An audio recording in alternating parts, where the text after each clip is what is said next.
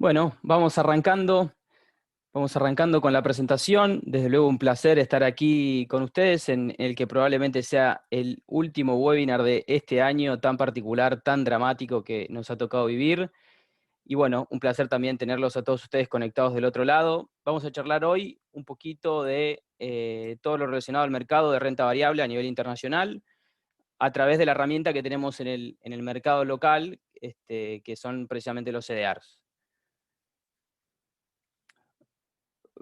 Vamos a volver a recordar, en primer lugar, cuál es la definición de este instrumento. Básicamente se trata de un certificado que representa acciones de una compañía internacional, es decir, de una acción ordinaria, cotizando en un mercado, que cotiza en un mercado internacional, pero que cotiza aquí localmente, ¿sí?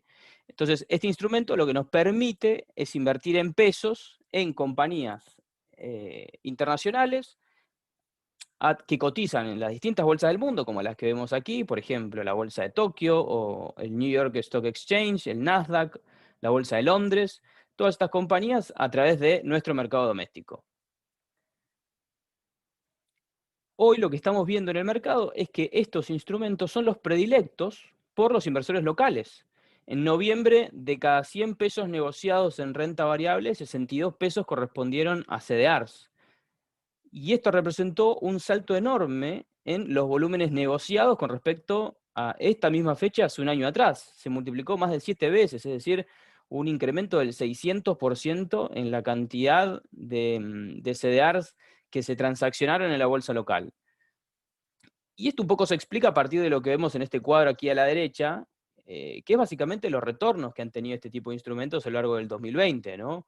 O sea, realmente estamos en presencia de, fíjense, en la parte de arriba del cuadro, títulos, acciones que han subido, que han duplicado su valor, empezando por Tesla, que multiplicó por 7, hasta PayPal, que multiplicó por 2 veces, y en el cuadrante de abajo también tenemos compañías que han tenido retornos realmente impresionantes. Entonces, tanto en pesos como en dólares, obviamente, ¿no? Entonces, esto es lo que nos marca la pauta de que es un mundo realmente lleno de oportunidades, ¿no? Bueno, vamos a pasar a charlar un poquito primero de cuál es la coyuntura que nosotros estamos viendo en este contexto y qué perspectivas tenemos para el año próximo. Lo primero que vamos a decir es lo que para nosotros viene siendo el driver fundamental para posicionarse en renta variable, y vamos a hablar en detalle de esto, que es el contexto que tenemos de hiperliquidez global, en el cual hay un contexto de tasas de interés realmente muy bajos, que son los que están permitiendo estos saltos en los precios de las acciones, como bien pudimos ver hoy en el mercado, cerrando nuevamente en récords históricos. Fíjense en este gráfico, lo que muestra es que durante todo el 2020 tuvimos tasa de interés real negativa, es decir, al inversor que compraba un título americano a 10 años, le pagaban una tasa de interés, por ejemplo, en este momento de menos del 1% en dólares, cuando el mercado ya espera y descuenta una inflación durante esos 10 años de 2% por año. Entonces lo que tenemos es un retorno negativo en un punto. Y esto sin contar la presión impositiva que tienen estos títulos, ¿no? Con lo que hoy invertir en renta fija americana es lo que nosotros decimos garantiza la pérdida de poder adquisitivo a largo plazo. Entonces eso es lo que hay que evitar justamente, ¿no? Ahora bien, ¿qué sucede? El mercado reacciona frente a esto, ¿no? Esto es algo frente a lo cual todos los agentes, todos los participantes del mercado se han ido posicionando, y es lo que lleva a esto que hemos escuchado muchas veces y que seguro estamos escuchando aún, que es decir, bueno, el mercado está caro en términos de sus múltiplos. Hoy el mercado es caro o tiene múltiplos muy altos. Eso es cierto, es una realidad. Aquí pueden ver cuál es la evaluación de los distintos sectores que componen, digamos, el S&P 500, comparado contra su promedio histórico de los últimos 5 años, ¿sí? Y la variación que tuvieron en relación a ese promedio. Y todos están por encima de los 2 dígitos de variación hacia arriba, ¿no? Entre un 10%, digamos 6,4% y 45%, es decir, valores realmente muy altos. Lo que, lo que vemos en este contexto, entonces, insisto, es valuación por múltiplos altas en términos absolutos, si se quiere, ¿no? Ahora, cuando uno compara esto, o sea, lo pone en términos relativos a el escenario de tasas de interés bajas que tenemos y el contexto de recuperación económica que vamos a ir transitando hacia 2021, nosotros tenemos digamos, la visión de que en el primer trimestre del 2021 la economía americana probablemente va a retroceder, pero que esto se va revirtiendo a lo largo del año, gracias a el paquete de ayuda fiscal en Estados Unidos y en el resto de los países que lo están pudiendo implementar, junto con los avances en la administración de la vacuna, van a llevar a un contexto de recuperación económica que cuando combinamos eso, digamos, con este contexto, como les decía, de tasas de interés bajas, hacen que tengamos un entorno atractivo para posicionarse en este tipo de instrumentos, o lo que es lo mismo decir, pensamos que va a seguir entrando dinero fresco al mercado en el próximo año. De hecho, hoy cuando miramos la cantidad de activos que hay en fondos de money market, en dólares, digamos, en Estados Unidos, vemos que todavía estamos en niveles por encima de los que teníamos los niveles previos a la pandemia, digamos, ¿no? Entonces todavía estamos en un contexto en el cual hay dinero disponible a los costados en el mercado, que está con capacidad de ingresar y con deseo, además de generar retornos a través de este tipo de activos. Y aquí vamos a ver, en el cuadro a continuación, una medida que no es una medida de las tradicionales, pero que está, digamos así, ganando influencias en este momento, porque es una de las medidas que muestra de la mejor manera, si se quiere, esta realidad de comparar el valor de las compañías con el valor de los títulos, de los bonos, ¿no? Entonces aquí lo que vemos es la tasa de dividendos de las acciones del mundo desarrollado, restado de el rendimiento de los títulos, de los bonos globales en el índice elaborado por JP Morgan. Fíjense cómo este diferencial alcanzó valores muy altos, porque recuerden ustedes que los dividendos suben cuando los precios de los títulos de las acciones caen, ¿sí? De la misma manera que ocurre con la renta fija. Entonces aquí tuvimos un salto abrupto en las tasas de dividendos como consecuencia de estas menores valuaciones, que bueno, lógicamente, en la medida en la que va subiendo el mercado, esto se va achicando y se va aplastando, ¿no? Pero fíjense, en esta métrica, en este cuadro, tenemos valores prácticamente máximos en la serie que estamos viendo aquí de alrededor de 15 años. Entonces, en este contexto de tasa de interés real negativa, decimos, las acciones siguen baratas en relación a los bonos. Para seguir charlando un poco con respecto a nuestra visión sectorial y la visión que tenemos con respecto a los distintos factores, tenemos aquí este cuadro que nos permite entender de qué pasó en el 2020, un año que sin duda le vamos a contar todos a nuestros nietos. Lo primero a decir es lo que vimos en el mes de marzo, que fue un mes en el cual la variación diaria de las acciones fue del 5%, para arriba y para abajo. Es decir, un mes de volatilidad extrema en el que también tuvimos la mayor caída del índice de acciones.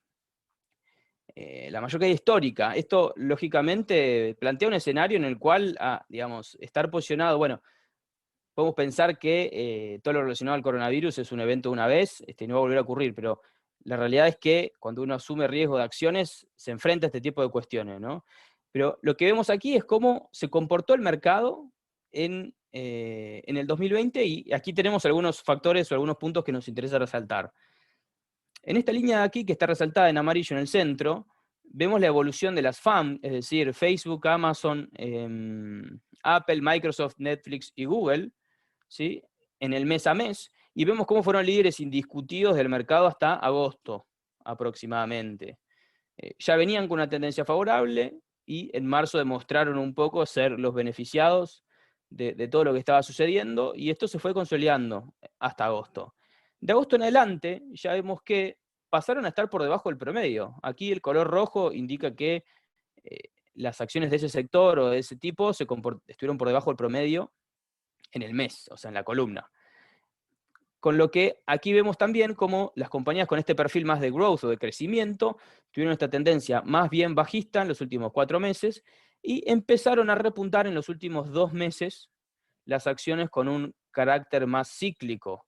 Acá podemos ver las energéticas en Estados Unidos, el fuerte rebote que han tenido, un mes de 30 y un mes de más de 10, y Brasil, que también es una economía que tiene características cíclicas similares, que podemos ver, digamos, la recuperación que tuvo, y China, por ejemplo, que es una de las economías que a nosotros también nos gusta y nos parece estratégicas para posicionarse a largo plazo. Noviembre y diciembre viene teniendo retornos por debajo de la media del mercado. Fíjense de todos modos cómo en el anual, ¿sí? Esto está hecho al viernes pasado, en el anual, de todas maneras, los ganadores siguen estando del lado de la FAM, digamos, ¿no? O del lado también de China, que se comportó muy bien frente a esta crisis, que fue uno de los países que de manera más temprana y más eficaz pudo atender el problema, si se quiere. Esto un poco nos da pie a hablar de, vamos a pasar primero a este gráfico, de la visión que nosotros tenemos de corto plazo, en la que con una economía, como decíamos hace un momento, que se está inclinando hacia un crecimiento, ¿sí? Vemos que esto debería reflejarse en el diferencial que existe entre las acciones growth y value, es decir, las acciones de crecimiento y las acciones más bien cíclicas que se comportan en función del nivel de actividad económica en el mundo. Pensamos que este diferencial, que hoy, fíjense cómo se amplió muchísimo en los últimos 5 años, en los que las acciones de crecimiento subieron alrededor de 20% por año y las de value solamente 6%, ¿sí? Esto se refleja en un diferencial que vemos aquí. Pensamos que esto muy probablemente en el próximo trimestre sea algo que se empiece a revertir, entonces cobre un poco más de relevancia estar posicionado en compañías más bien cíclicas o en sectores o en regiones geográficas cíclicas como puede ser Brasil, como puede ser el sector de energía también en Estados Unidos, el sector de bancos en Estados Unidos, pero con una visión un poco más estructural de mediano plazo, pensamos que es muy importante mantener el posicionamiento a compañías con un carácter más bien tecnológico. Y aquí tenemos, bueno, en este gráfico podemos ver el exceso de retorno, es decir, cómo se comportan las acciones tecnológicas con respecto a las demás. Y podemos ver que el 2020 fue un año en el que ese exceso de retorno mantiene una tendencia ascendente con respecto a los años anteriores, pero no fue demasiado mayor al que vimos en el 2019, similar, ¿sí? Y sin embargo en el 2020 todas las acciones o todos los negocios de tipo más bien tecnológico es como que consumieron anabólicos, ¿no? Porque gracias a todo lo que generó la pandemia se permitió que sus negocios crezcan de manera exponencial, a tasas de crecimiento que no se hubiesen imaginado nunca. Y esto, digamos así, se podría decir que no se reflejó íntegramente todavía, ¿no? ¿Por qué? Bueno, porque claro, hay una, digamos, incertidumbre por parte del inversor que no sabe cuánto tiempo dura la pandemia y cómo va a ser el comportamiento de los consumidores cuando esto termine, ¿no? Pero lo que sí sabemos es que hay tendencias que nosotros decimos son seculares, tendencias seculares de crecimiento que están dentro de lo que es este tipo de compañías, que van a seguir estando, que van a permanecer y que por lo tanto justifican el posicionamiento, un posicionamiento, digamos, agresivo, si se quiere, entre comillas, a este tipo de compañías.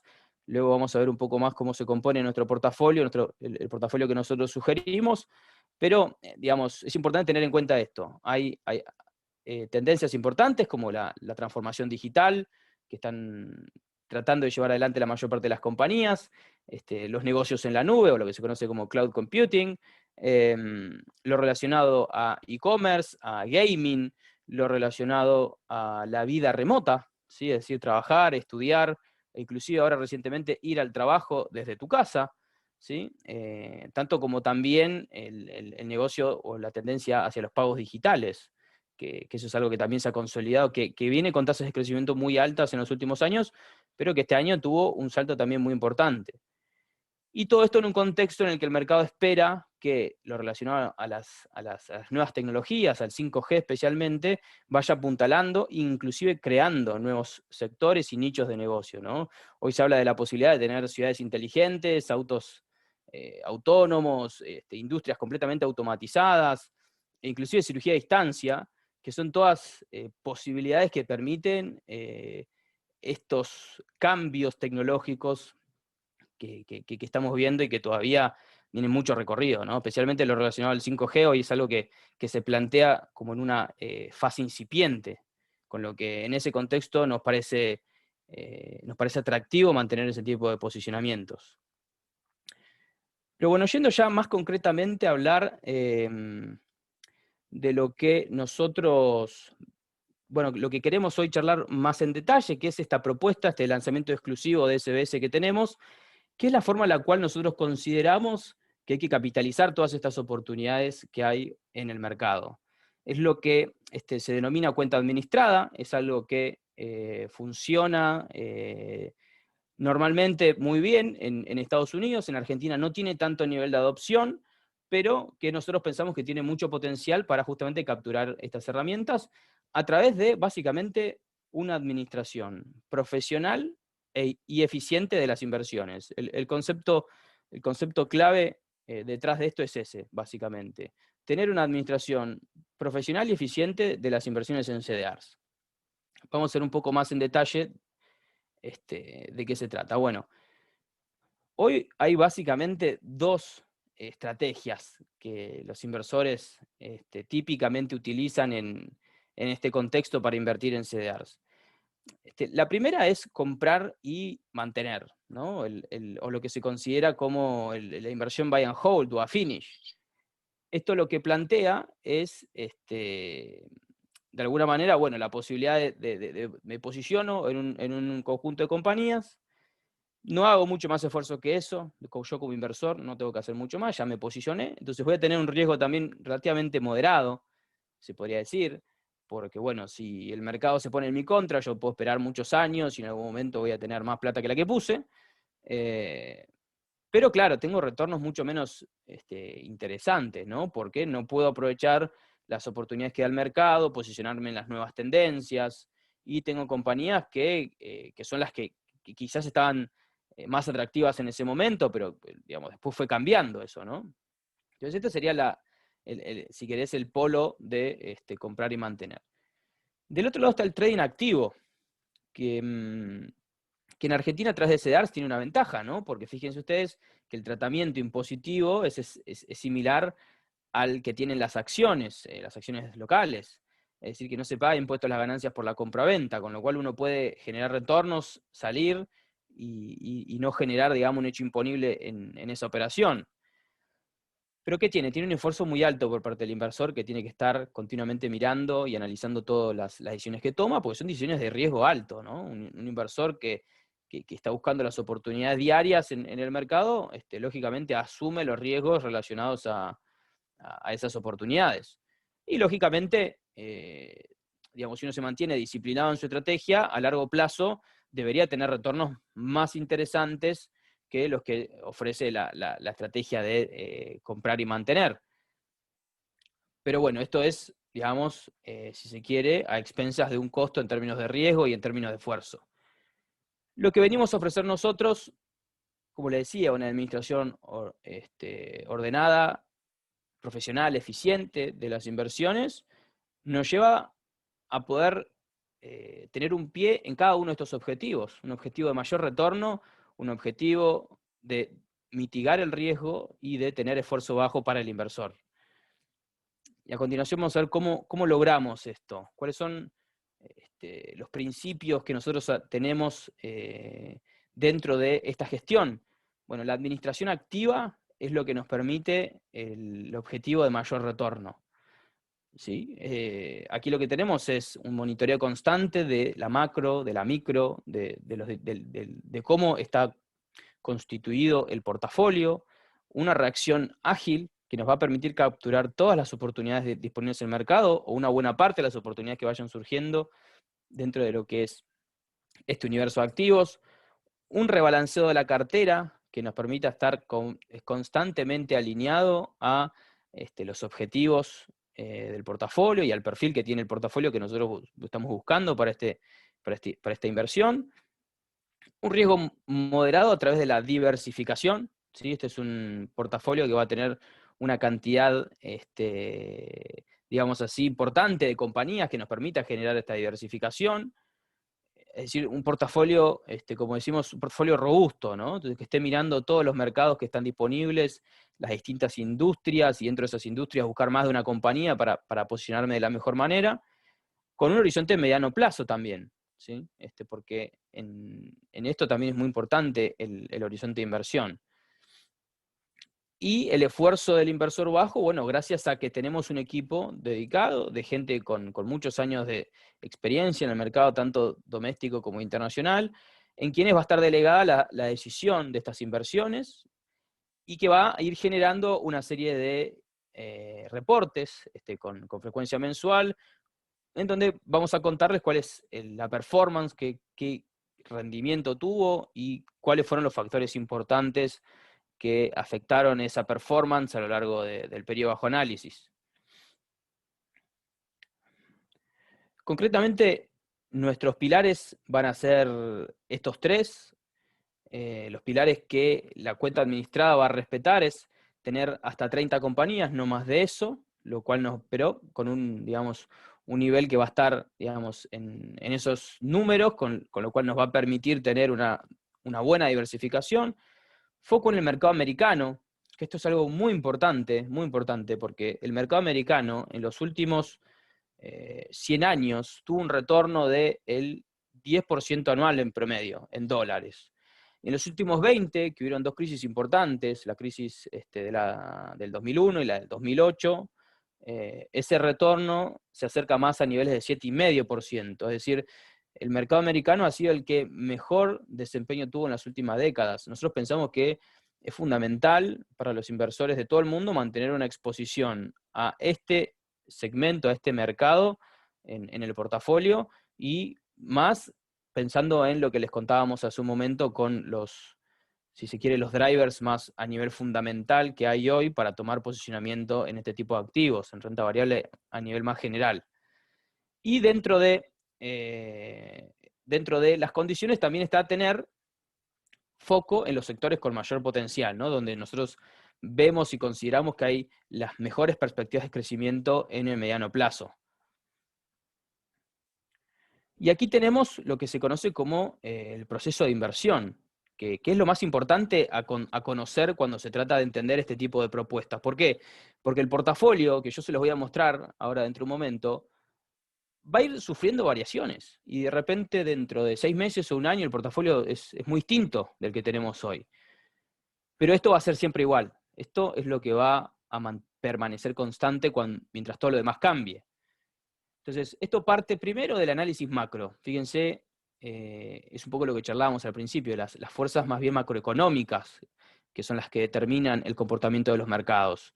Esto incluye obviamente también el análisis del contexto político. Este año hablamos mucho acerca de las elecciones en Estados Unidos y finalmente da la impresión de que no pasó nada, ¿no?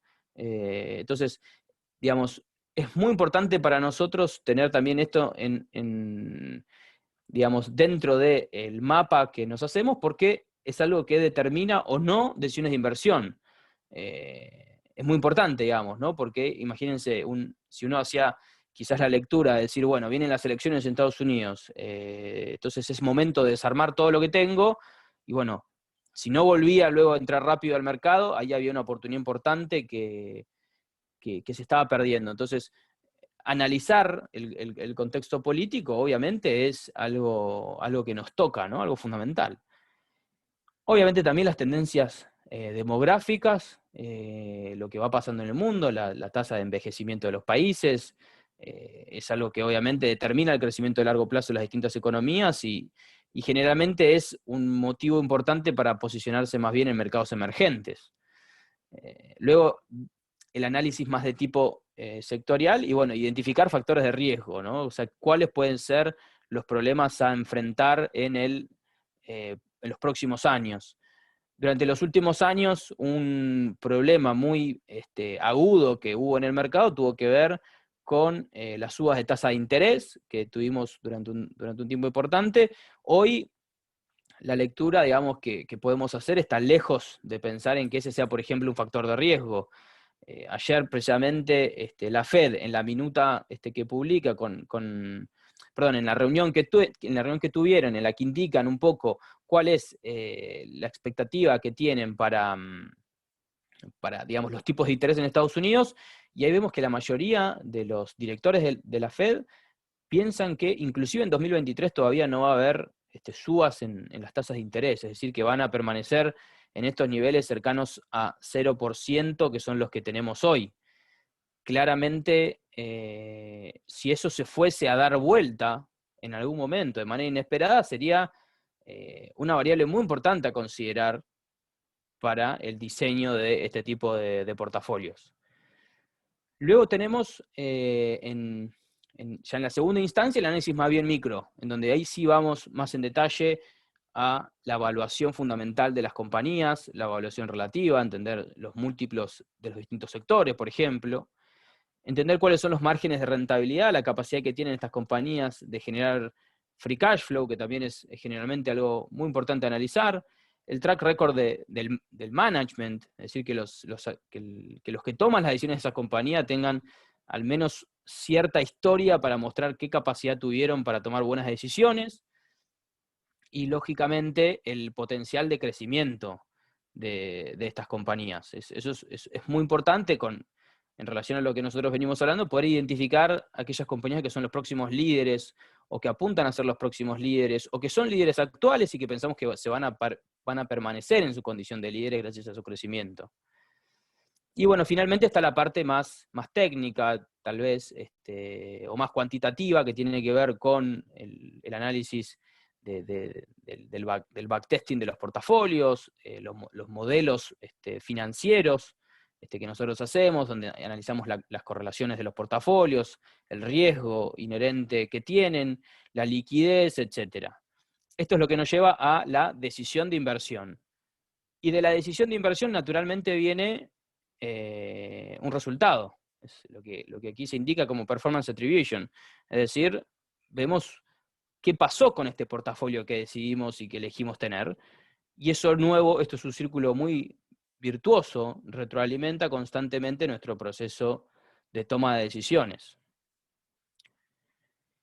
Y ya yendo más a la parte operativa, en la cual vemos aquí un poco en esta slide cuál es el proceso, ¿no? Para empezar a operar de esta manera, vemos que es un proceso realmente muy sencillo.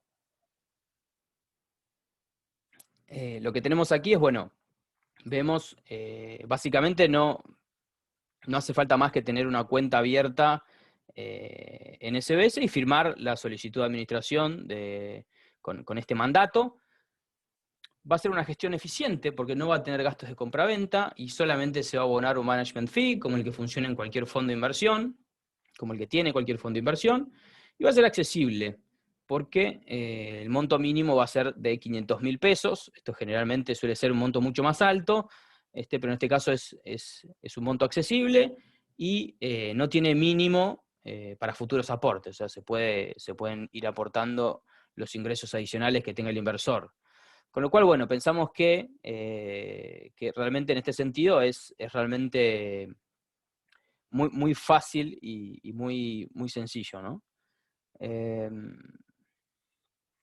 Y aquí, bueno, vamos ya llegando un poco al final de la presentación, en donde les queremos contar cuál es el portafolio que nosotros tenemos en este momento, el portafolio actual, que como les digo, esto es una foto que luego puede irse modificando y que en la medida que el inversor va a verlo, ¿no? Es decir, va a ingresar a su cuenta y va a ver todas las posiciones listadas con sus respectivas ponderaciones, porque bueno, todo esto va a funcionar dentro de la cuenta del inversor. Bueno, algo que no mencioné, que quizás es interesante mencionarlo, es que se crea una segunda cuenta, ¿no? O sea, para el inversor van a ser dos cuentas distintas, en donde va a tener que enviarle los fondos a la segunda cuenta, y a partir de que, previo consentimiento, a través de la firma de la solicitud, a partir de que los fondos estén disponibles en esa cuenta, se empieza a operar bajo esta gestión administrada. Pero se puede ir monitoreando todo lo que ocurre, ingresando a la cuenta y viendo todas las posiciones, todas las operaciones, e inclusive los cobros de los dividendos, ¿no? Eso se va a mantener y el inversor va a poder tener los dividendos que van pagando las compañías, que de cualquier manera son bajos, ¿no? Los dividendos en este momento en nuestro portafolio están cercanos al 1% anual, con lo que realmente estamos hablando de algo muy chiquito, pero que bueno, se va a ir generando y va a ir todo siendo reflejado en la cuenta de inversiones. en la nueva cuenta, en la cuenta que se abra para este uso específico. Bueno, nuestro portafolio, como les decía, tiene una posición muy importante en el sector de tecnología, de servicios de comunicación y de salud. Este es un sector del cual no hablamos, pero hay básicamente tres variables muy importantes que tienen que ver que nos llevan a pensar en que hay que estar posicionado en el sector salud, digamos, de una manera mayor al índice de referencia, que tienen que ver con, bueno, el hecho de que cada vez más dificultades técnicas se van resolviendo, que cada vez hay gente que envejece más, en parte como consecuencia de esto, pero también en parte por el aumento en el poder adquisitivo de la población a nivel global, que le permite acceder a mejores niveles de salud e higiene, y también con bueno, lo relacionado a la tecnología. La tecnología convive muy bien con la salud. Hay muchas cosas que gracias a la tecnología se pueden resolver. Entonces eso permite un crecimiento también para el sector de salud. Y aquí tenemos a la derecha la distribución geográfica por país, en donde podemos ver que sí, obviamente, un porcentaje importante de la cartera en este momento está posicionada en Estados Unidos, pero bueno, también tenemos posiciones en China y en Taiwán, que sumadas dan alrededor del 10%, en Suiza a través de Novartis, y en Argentina a través de Mercado Libre. Lo que no tenemos en este momento y que posiblemente tengamos es Brasil, por ejemplo. Esta es un poco la cartera, si la veíamos hace unos meses la veíamos, estaba con Amazon y Mercado Libre al tope de la lista como principales tenencias. Como consecuencia del rebalanceo, eso se modificó y pasamos a tener a Disney primero, básicamente por el rally que tuvo, es decir, la suba que hubo como consecuencia de noticias puntuales de la compañía hizo que subiera y su porcentaje, digamos, creció dentro de lo que es el portafolio. Esto es algo que nosotros obviamente vamos monitoreando y en la medida en la cual sea necesario lo rebalanceamos. Pero bueno, aquí ven este portafolio súper diversificado, integrado por 22 compañías en este momento, que nos permite tener un poco de exposición a los distintos sectores y a través de más de una compañía, como les contaba antes. Aquí tenemos, bueno, los datos más bien estadísticos del comportamiento del portafolio, que tuvo una volatilidad. Fíjense, aquí está en la comparación con el Standard & Poor's 500, el SPY, tuvo una volatilidad muy similar, ¿sí? Pero pudo alcanzar retornos más altos, básicamente como consecuencia del mayor posicionamiento hacia el sector tecnológico, lo cual, digamos, hace que haya tenido ajustado por volatilidad, ajustado por riesgo, una mejor performance, que es lo que siempre queremos tener, ¿no? Y aquí tenemos esta medida que a mí me gusta mucho, que es el Maximum Drawdown, que lo que nos indica es cuál fue la caída del portafolio en un periodo de 3 meses, o sea, comparando el día 90 con el día 1, qué pasó en el portafolio, o sea, no tomando lo que pasó en el medio, sino juntando puntas de 90 días siempre, que nos pueden dar un poco la perspectiva que se puede hacer un inversor de mediano plazo que tiene capacidad de esperar. Bueno, tuvo que soportar una caída de 24 puntos, cuyo mínimo fue el 24 de diciembre del 2018, o sea, ese día se vio esa caída, y mientras que el inversor del SPY, digamos, del Standard & Poor's 500, tuvo una caída del 30%, que se verificó justamente con la crisis del coronavirus. Bueno, digamos, el Standard & Poor's, el estar más posicionado en compañías cíclicas, hizo que justamente se generara digamos, una caída mayor, que no tuvieron tanto las acciones tecnológicas. Y ambas tocaron el máximo el 27 de noviembre recientemente. Si actualizáramos, probablemente hoy estaríamos, no lo miré, pero estaríamos cerca de máximos o por encima.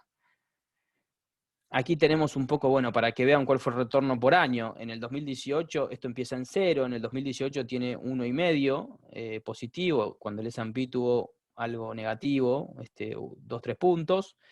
Luego terminó en 44%. Esto siempre hablando de cómo se comportó el portafolio modelo en el pasado, ¿no? Tuvo un retorno aquí de más de 40%, y este año otro tanto, ¿no? Alrededor de 30%. Y en el acumulado, bueno, está generando en estos 3 años 87%, siempre hablando en dólares.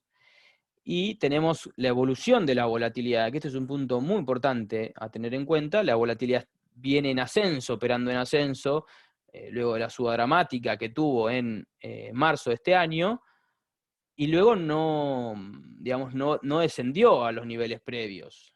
Quizá en algún momento lo haga, probablemente no sea en el 2021, quizás en el 2022, pero esto es algo importante porque volatilidad alta es igual a mayores riesgos, pero también mayores retornos. Con lo cual este es también un punto importante que queda reflejado aquí en analizar, digamos, todos estos datos estadísticos que se pueden calcular a través del backtesting.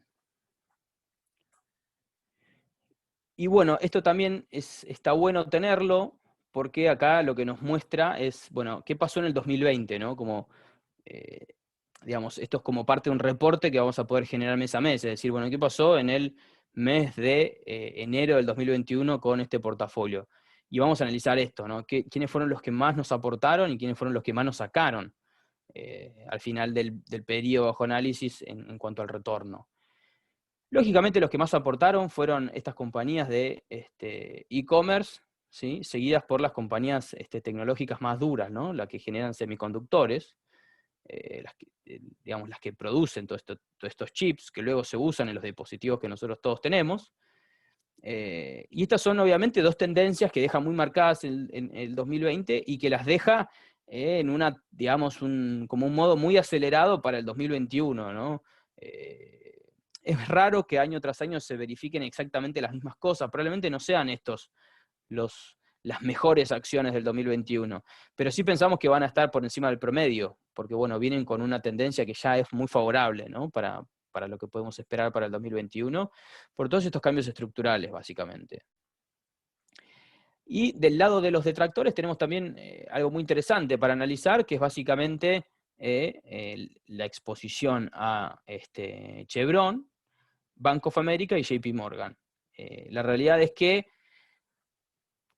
estos son claramente los más perjudicados por la desaceleración fuerte que hubo en la economía en 2020, pero lógicamente también tenemos que pensar que estos probablemente sean de los mejores, que mejor desempeño tengan en los próximos meses, ¿no? O sea, en la medida en la que el mercado se vuelva a reposicionar para esta reactivación económica, probablemente los sectores energéticos y financieros en Estados Unidos sean de los que puedan capturar esta mayor, digamos, estos mayores inflows de dinero al mercado. Y de hecho es un poco lo que ya charlamos y lo que estamos viendo, y el motivo por el cual en el margen nosotros hemos incrementado la exposición a este tipo de acciones. Con lo que, bueno, esto también es un punto importante a tener en cuenta. Y bueno, con eso ya vamos cerrando. El mensaje acá, de nuevo, es tener la posibilidad de administrar las inversiones en CDRs de una forma ordenada, eficiente, en la que tengamos a profesionales puestos a nuestra disposición para poder gestionar este tipo de inversiones. Con lo que, bueno, si les parece, quedamos abiertos a consultas que puedan surgir. Obviamente también tienen la posibilidad de contactar a sus asesores para charlar y en función de eso también ir sacándose las dudas que puedan haber. Y por supuesto también tienen a disposición a hablar conmigo los que quieran cuando lo necesiten.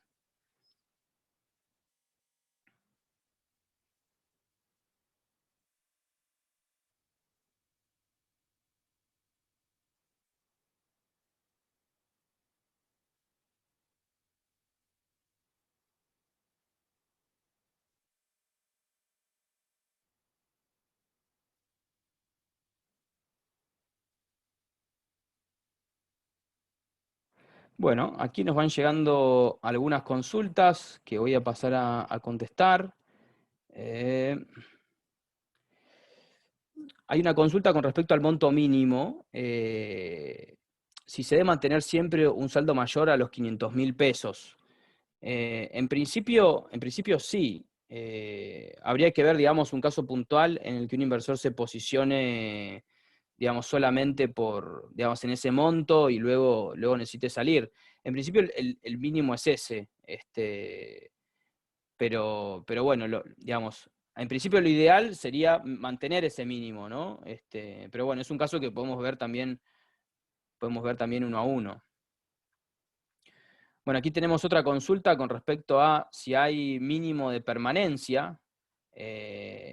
No hay un mínimo de permanencia obligatorio realmente, pero sí nosotros fuertemente sugerimos no posicionarse en este portafolio por menos de 6 meses. Es decir, un posicionamiento en este portafolio por solamente, no sé, 1 o 2 meses, para nosotros no hace ningún sentido. Con lo cual eso es algo también muy importante a considerar. La realidad es que hoy, cuando uno diseña un portafolio de inversión, tiene que, la primera, la primera variable de análisis que hay para hacer es qué dinero quiero yo disponer para una inversión a mediano o largo plazo. Y solamente ese tipo de activos deberían ser los que uno considere poner en la cuenta administrada o en inversiones de riesgo similar. En principio, es muy importante contemplar eso y ser lo más preciso posible es lo que nos va a permitir también generar el mayor retorno posible, porque muchas veces los inversores plantean horizontes de inversión muy cortos y dicen, no, bueno, yo quizás necesite este dinero dentro de 3 meses, y eso hace que básicamente se pierdan todas las oportunidades en el camino, porque para una inversión de 3 meses es poco lo que se puede hacer, prácticamente nada en un mundo de tasas bajas. Con lo que es muy importante, ¿no? Aquí los que se benefician son los que invierten con un horizonte de 3, 5, 10 años, que es el horizonte a partir del cual se empieza a generar como un círculo muy, muy virtuoso, porque uno va generando aportes a la cuenta en la medida en la que va envejeciendo, y entonces compra activos en distintos precios, y eso es lo que permite también comprar un poco cuando las acciones bajan. A su momento hablábamos de cómo la evaluación por múltiplos mostraba múltiplos hoy un 30% por encima promedio, si quieren, de los distintos sectores con respecto a las medias históricas. Bueno, imagínense entonces, si el mercado cae 30%, es un momento ideal para aprovechar esas oportunidades. Generalmente no se hace. Generalmente cuando los mercados bajan, todos están pensando en vender y no en comprar. Pero bueno, si uno tuviese un plan más disciplinado en el que dijese, bueno, no, pero yo, digamos, yo ya había definido que en junio del 2020 iba a hacer un aporte a mi cuenta de tantos pesos, y no lo pusiese sobre discusión, porque eso forma parte de un plan de inversión de más mediano o largo plazo, entonces ahí es donde se pueden aprovechar, gracias a esa disciplina, los distintos momentos del mercado y aprovechar también esa volatilidad y todas las oportunidades que hay, ¿no?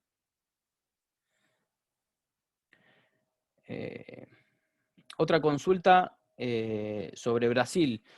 Sobre Brasil, básicamente estamos monitoreando muy, muy cercamente Petrobras Brasil, Itaú Brasil, Banco Bradesco. Básicamente esos tres son las compañías que estamos monitoreando en este momento. Pensamos que ahí hay valor y hay oportunidades de mediano plazo. Es decir, tanto sector financiero como sector energético. También puede ser interesante pensar en Ambev para una posición quizá un poco más conservadora, pero bueno, estaría por ahí. Obviamente eso es parte de lo que nosotros estamos constantemente analizando. La liquidación, el plazo de liquidación que tiene es de 48 horas, digamos, es equivalente, no hay una diferencia ahí con respecto al plazo operatorio regular en el mercado, con lo que ahí no hay dificultad. Acá hay una pregunta muy interesante que dice, ¿cuenta administrada SDRs o ETF? Bien, una muy buena pregunta. Para los que no saben qué es un ETF es un instrumento que cotiza, bueno, obviamente en las bolsas del exterior en dólares, que está indexado, es decir, sigue a otro, digamos, a algo que definió otro. Generalmente un índice de los ETFs con más volumen negociado son el índice, el SPY, que es el que nosotros mostramos en el gráfico comparativo, pero también está el de Nasdaq, el del Dow Jones, el de todos los sectores que se llaman Spiders. Están ahí, uno puede acceder a cualquier sector a través de los ETF de los Spiders. la verdad que es un mundo infinito. Todos los días están creando nuevos ETFs y es como muy, digamos, está lleno de oportunidades. Eh, ¿Qué es lo que ocurre de eso? Lo que ocurre con eso? Bueno, que los ETFs también necesitan de una administración activa. Es decir, uno tiene que estar en gran medida monitoreando, digamos, qué tipo de ETF se está comprando, habiendo tantos disponibles.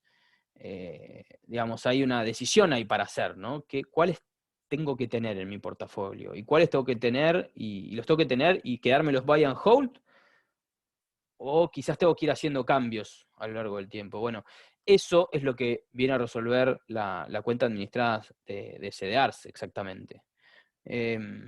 Y además hay un tema también impositivo que básicamente tiene que ver con que los ETFs están alcanzados por el 15% de las diferencias de compra-venta, mientras que los CDRs no.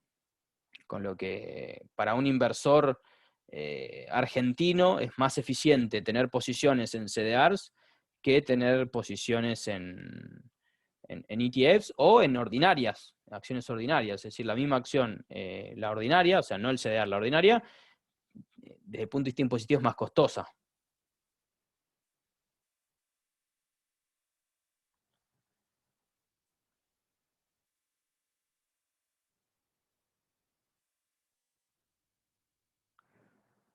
Bueno, si no hay más consultas, vamos terminando por hoy.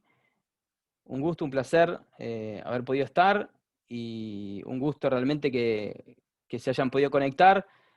Muchas gracias a todos los que asistieron y bueno, por supuesto, manténganse al tanto de todas las novedades y bueno, a disposición para conversar, tanto yo como todos en SBS, con respecto a cualquier consulta que surja con respecto a este tema.